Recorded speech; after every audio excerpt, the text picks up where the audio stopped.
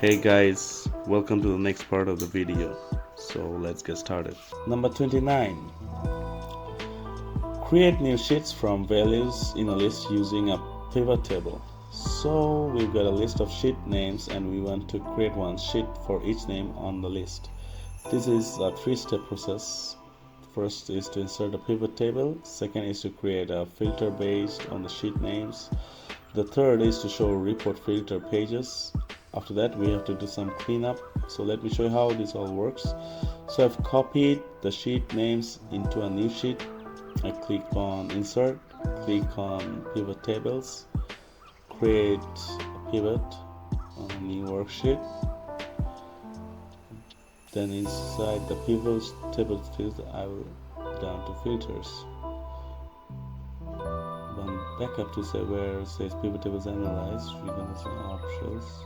Click to pivot table options, and the second one we will type show report page, and then we'll click OK, and that generates one sheet for each of the names listed.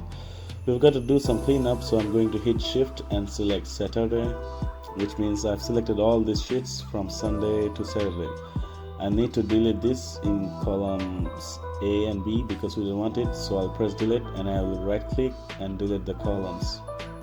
Now I will select A1, and what's done is cleaned up Sunday, Monday, Tuesday, Wednesday, Thursday, Friday, Saturday, and get rid of sheet 2, delete that, delete, and then reorder Sunday to be after Saturday like we specified in our sheet name list.